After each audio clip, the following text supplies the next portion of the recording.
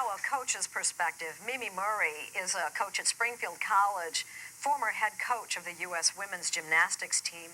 Do you think the athletic community in general, including gymnastics, is in denial about this? I don't think the community per se is in denial. One of our problems is that we have no national governance for sport in the United States. Other countries have a ministry of sport, but all of our sport is controlled at a local level, state level, and there is no national control. The Women's Sports Foundation has now published some very interesting policies on sexual harassment in sport. I wish every program, every state, every gymnastics school, or whatever private club would adopt these policies and regulations, because at least there would be one standard that we could follow. Maybe we'll have to get some kind of a link on our website so that that people interested could come and find those. Yes. The tragic fact is that there probably still is a stigma that the athlete somehow, even whether she was a little girl or what, ask for it. This is such an unfair idea that people have. No one asks to be abused. No child asks to be groomed. No parents in the audience, I'm sure aware of this, would never think that by sending a girl to get extra help in her sport, that something of this sort would happen. But the power that they have over the athlete, as Mary Catherine alluded to, that even during college she stayed involved with this guy because, you know, he'd messed with her mind. They are psychologically wired. You're absolutely right, Jane. And this getting into the mind of the athlete, it's almost as if there's an umbilicus from the coach to the athlete in some sports. And I think Mary Catherine expressed it beautifully, that the coach had control of not only, you know, when she worked out and practiced, but probably who her friends were, who she could talk to. You know, it's a secret thing, so they don't want them talking, the athletes talking either. Probably what she ate, told her what time to go to bed.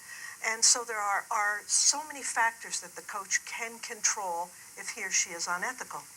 What parents need to know to protect their children. Next.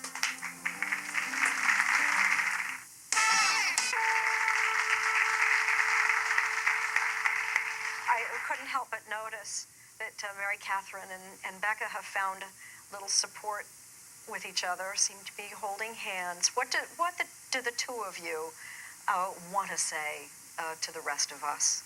Don't be afraid to tell somebody, and don't be afraid to speak out, because it will help so much in the long run. And I know it's a really hard thing to do because you're embarrassed, but there's nothing to be embarrassed about because it's not your fault. And you just need to speak out and tell somebody you trust, somebody that can help you. There is no shame on the victim at all in these situations. And I think one of the hardest things to come to realize is that, you know, these people are telling you that they love you, that they care about you, and that's an absolute lie. And you need to accept that, and you need to get yourself help and take care of yourself. Tell somebody you can trust, and, you know, take care of yourself.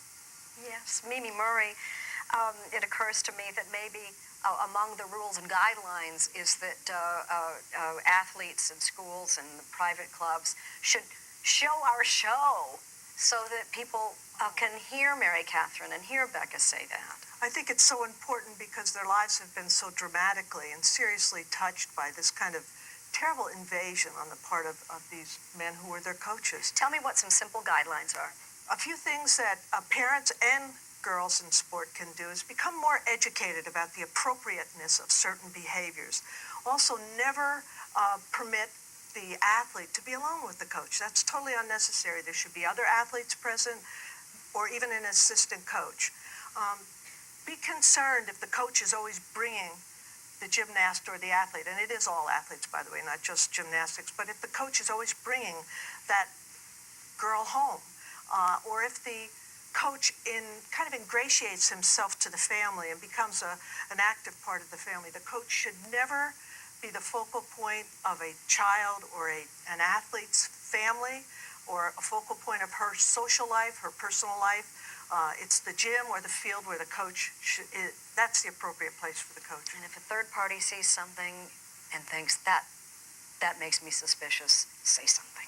Absolutely, speak up. Yeah. Thanks to all of my guests. Bless you for your courage. And good luck to you. For more information on today's show, where you can turn to if you or someone you know needs help, please visit our website, thejanepaulyshow.com. Thank you for watching, and we'll see you next time.